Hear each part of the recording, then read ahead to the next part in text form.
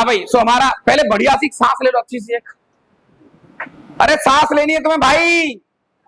हाँ, fresh fresh देखो एक बार, क्योंकि अब ट्रिगो की एक बेस्ट एंट्री और मजेदार कहानी जो कि आपके सामने यहां पर आने वाली है, और उसका नाम है trigonometric ratios of allied angles. पढ़ा दिया मैंने आपको, पढ़ा दिया ना? अच्छा, और हमने साइन ए प्लस भी ये सब पढ़ लिया, साइन ए प्लस भी ये सब नहीं पढ़ाना, अभी नहीं पढ़ाना, ठीक है।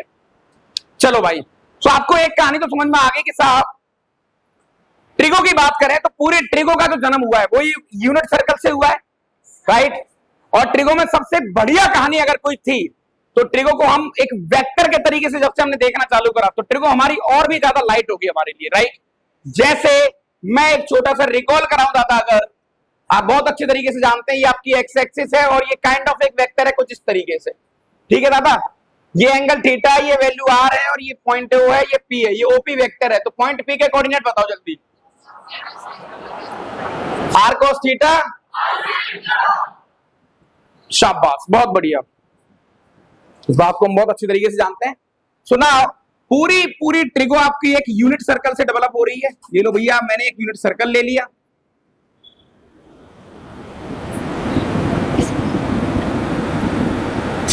ये आपका x हो गया, ये आपका y हो गया, ये आपका ओरिजिन हो गया O, ठीक है दादा। ये आपका एक वेक्टर हो गया ओपी वेक्टर कुछ इस तरीके से, दिस इज पॉइंट P। और बेटा मैंने इसको एंगल A मान लिया और ये लेंथ 1 है, ओपी की लेंथ कितनी है? 1 है। कितनी लेंथ है दादा? 1 लेंथ है। तो सबसे पहली बात तो ये काइंड ऑफ एक वेक्टर की तरह ट्रीट होगा, ऐसे घूमता रहेगा ये वेक्टर की तरह, राइट। तो ओपी की जो लेंथ है, जो उसकी रेडियस है, वो तो हर बार ही सेम रहेगी। अच्छा, और सर्कल की सरकमफ्रेंस पे ये जो पॉइंट है, ये जो सरकमफ्रेंस पे जितने भी पॉइंट चल रहे हैं, इसका जो एक्स कोऑर्डिनेट है वो क्या होगा दादा? यहाँ पर cos of A comma, sir इससे होगा क्या? मैंने कहा भाई बहुत कुछ होगा इससे। एक तो सबसे बड़ी बात हम लोग ये बोल देते हैं दादा, आपको शायद याद भी होगा, ये एंगल 0 होता था, याद है आपको? ये वाला बोलते रहो भाई, ये शाबाश, ये वाला, फिर उसके बाद बहुत बढ़िया, फिर नेक्स्ट, शाबाश, अगला, बहुत बढ़िया, अगला, एक नंबर, नेक्स्ट, 4 पाई, ऐसे डॉट डॉट डॉट चलता रहेगा। यानी कि भाई साहब हॉरिजॉन्टल एक्सिस पर this is what even multiple of pi, ये वाला और मल्टीपल ऑफ पाई, ये दोनों पाई बाय 2 के मल्टीपल है, लेकिन जब 4 से डिवाइड देंगे तो 1, फिर 4 जोड़ो 5, फिर 9, फिर 13, ऐसे चलता रहेगा ये, ठीक है दादा। यानी अपन इसको अगर मैं nth फॉर्मूला बनाऊं तो ये क्या बन गया अपने पास? 4n+1 पाई बाय 2, और n क्या है दादा यहाँ पर? इंटीजर। इसको क्या लिखेंगे अपन भैया? हाँ जी, 2n+1 इंटू पाई, क्या है बात सही है? इसको इंटू पाई बाय 2 और इसको बोलते रहो भाई 2n पाई। सर इससे फायदा क्या हुआ? बहुत बड़ा फायदा हुआ। यहां पर ये कौन सा पॉइंट है दादा? 1,0। ये कौन सा पॉइंट है भैया? 0,1। ये कौन सा पॉइंट है? -1,0। ये वाला 0,-1। अच्छा, अगर मैं तुमसे यहां पर कहूं कि भाई मैं, अच्छा कॉस थीटा, कॉस ए, कुछ भी कहो आप, इस बात से कोई फर्क नहीं पड़ेगा, राइट। तो ये बताओ, ये कॉस जो है ना, इसके पॉइंट पी के एक्स कोऑर्डिनेट को ही बता रहा है, क्या ये बात सही है? अब मैं तुमसे कहूं इस पूरे सर्कल पर एक्स कोऑर्डिनेट 0 कहां पर है? एक्स कोऑर्डिनेट 0 कहां पे है? Y axis. तो अगर कोई आदमी तुमसे कहे कि भैया कॉस थीटा या कॉस ए बराबर 0, तो एंगल क्या होगा? Sir pi by 2, 3 pi by 2, 5 pi by 2, 7 pi by 2, इस तरीके के एंगल होंगे। ये सारी बात हम पहले भी देख चुके हैं, याद है आपको? चलो भाई, अब एक मजेदार कहानी, भयंकर टेस्ट और आपको खतरनाक स्वाद आने वाला है। देखो कैसे भाई, मैंने इस वेक्टर को घुमा के ऐसे कर दिया, सेम वेक्टर को, और यहां पर एक पॉइंट आ गया, पॉइंट Q। और इस बार बेटा मैंने ये एंगल मान लिया पूरा B एंगल। क्या मान लिया दादा? तो अब बताओ मुझे कॉस के, इस Q के कोऑर्डिनेट क्या होंगे? Cos B comma sine B, बहुत बढ़िया, राइट। अच्छा भैया अब आराम से सोच समझ के भाई, लड़के हो और लड़की हो, ये एंगल कितना होगा? बी माइनस ए। अच्छा ये length P Q length sir distance formula से आ जाएगी जो भी कुछ है। अब मैं क्या कर रहा हूं, देखो आप ऐसे मान के चलो, ये काइंड ऑफ पी क्यू कुछ ऐसा था, दिख रहा है आपको दादा यहाँ पर, राइट। अब मैं इसको कितना भी रोटेट करूं, तो ये बताओ, जैसे अगर मैं इसको कितना भी रोटेट करूं, कैसे भी ले जाऊं, ये लेंथ देखो आप, क्या ये लेंथ बदलेगी पी क्यू वाली? मैं इसको ऊपर नीचे कहीं भी कैसे भी घुमा दूं, क्या ये लेंथ बदलेगी? क्या ये एंगल बदलेगा? तो गौर से देखना, आपको भयंकर टेस्ट आने वाला है जनाब। मैंने इस पूरे ट्रायंगल को रोटेट किया, रोटेटिंग दिस ट्रायंगल, ट्रायंगल, जैसे इस ट्रायंगल को रोटेट करेंगे, सर कितना कर रहे हो आप रोटेट? मैं ये चाहता हूं दादा कि ये जो पॉइंट पी है ये यहां आ जाए, यानी बेटा जैसे हमने रोटेट करा इसको, तो गौर से समझना आप, वो ट्रायंगल काइंड ऑफ कुछ ऐसा हो गया कि एक वेक्टर तो यहां पर आ गया और एक वेक्टर यहां पर आ गया, यानी अल्टीमेटली ये P बन गया और ये Q बन गया, ऐसा कुछ। इसको Q डैश कह लो, इसको P डैश कह लो। अच्छा ये एंगल कितना होगा आज भी? कितना एंगल होगा भाई? सिंपल है सर, कैसी बात कर रहे हैं, एंगल थोड़ी बदलेगा, घुमाओ घुमाओ घुमाओ घुमाओ, एंगल तो सेम ही रहेगा। अगर ये एंगल B माइनस ए है, अगर ये एंगल B माइनस ए है और ये पॉइंट है 1,0, तो पॉइंट Q के कोऑर्डिनेट बताओ। सर बहुत आसान, ये तो ओरिजिन ही है, वो वाली सिचुएशन लग गई। पॉइंट Q के कोऑर्डिनेट बताओ जल्दी। कॉस ऑफ पूरी क्लास कॉमा, अरे भाई लड़के हो बहुत बढ़िया, क्या है बात सही यहां तक? एक नंबर। सर ये जो पी क्यू लेंथ है, अच्छा और मैं तुमसे कहूं ये P dash Q dash length, मैं एक लाइन बोलूंगा और समझ में आ जाए, बस दांत दिखाना दौड़े दौड़े। यानी मैं आपसे कहूं पी क्यू की लेंथ और पी डैश क्यू डैश की लेंथ दोनों बराबर होंगी, ट्रू और फॉल्स? सर बिल्कुल बराबर होंगी। ये पी क्यू था पहले, इसको ऐसे कर दिया तब भी सेम ही रहा, इसको ऐसे कर दिया तब भी सेम ही रहा, क्या फर्क पड़ेगा इस बात से? क्या ये बात सही है यहां तक? अच्छा अब अगर मुझे 2 पॉइंट दे रखे होते हैं तो डिस्टेंस फॉर्मूला हमें बहुत अच्छे तरीके से पता है।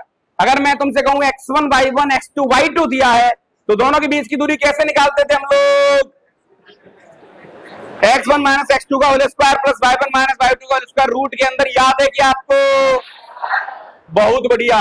तो भैया PQ की बात कर लेते हैं, तो ये आ गया PQ का स्क्वायर और ये Q का स्क्वायर, रूट हट गया, यानी कि दादा ये अपने पास आ गया cos of A minus cos of B का होल स्क्वायर। अब देखो लॉजिक और मैजिक, आपको स्वाद आएगा फिर यहाँ पर।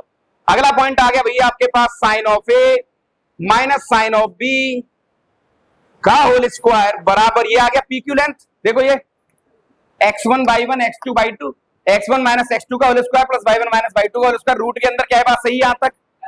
अच्छा दादा अब आ जाओ P डैश Q डैश पर, तो ये x1 है, ये x2 है, ये y1 है, ये y2 है। हाँ जी, तो यहां पर आ जाएगा अपने पास cos ऑफ B माइनस ए का होल स्क्वायर, ऐसा, क्या है बात सही है यहां तक? Plus sign of B minus A minus 0 का होल स्क्वायर, क्या है बात सही दादा यहां तक? चलो फटाफट इसको सिंप्लीफाई करते हैं दादा। तो ये क्या आ गया अपने पास, बोलो भाई? अरे प्रभु बोलते रहो।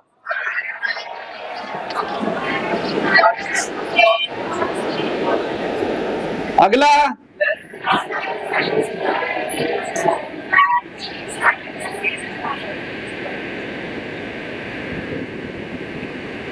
Right hand side, cos square B minus A plus 1 minus का 2 कॉस B माइनस ए, क्या है बात सही है? प्लस का साइन स्क्वायर B माइनस ए। अब गौर से देखना आप, कॉस स्क्वायर प्लस का साइन स्क्वायर क्या बन गया? 1 cos square B plus sine square B, तो 1 प्लस 1, 2 कॉमन ले लो, तो ये आ गया अपने पास, या फिर मत लो कॉमन, आता ये आ गया दादा 2 माइनस का 2 और ये आ गया cos A cos B plus sine A sine B, क्या है बात सही है यहां तक? ये लो बराबर। अब देखो आप कॉस स्क्वायर बी माइनस ए और साइन स्क्वायर बी माइनस ए दोनों मिलके क्या बना देंगे रे, क्या बना देंगे प्रभु, 1 पहले से था तो क्या बन गया यहाँ पर ये 2 माइनस 2 कॉस ऑफ, अच्छा इस बी माइनस को मैं ए माइनस भी लिख सकता हूँ क्या, क्योंकि कॉस अपने माइनस को खा जाता है, कोई फर्क नहीं पड़ेगा, या तो कॉस ए माइनस बी कहो या कॉस बी माइनस ए कहो, दोनों एक जैसे ही रहेंगे।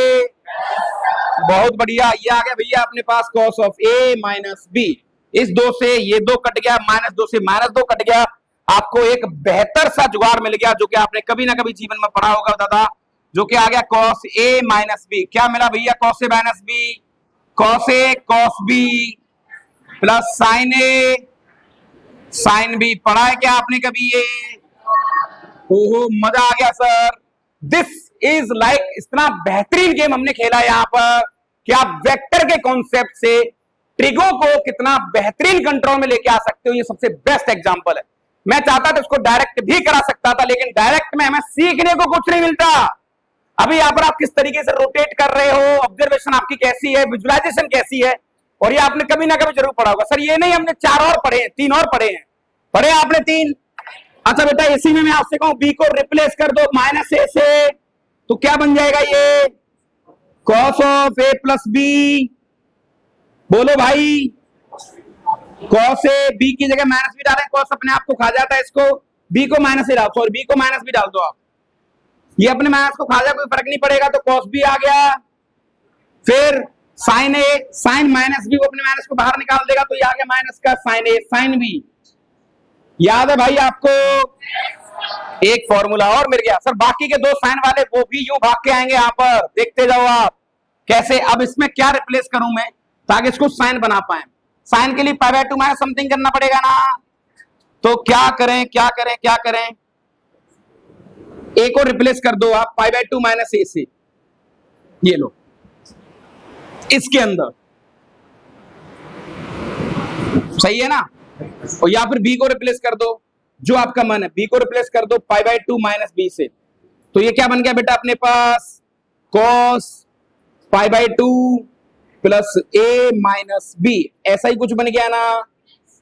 अच्छा बराबर बी की जगह cos ए तो सेम ही है, तो ये आ गया cos ऑफ ए, यहां पर π/2 माइनस बी डालेंगे तो cos π/2 माइनस थीटा क्या होता है, बोलो भाई, गधे मुंह में आवाज नहीं है क्या, तो ये आ गया साइन बी।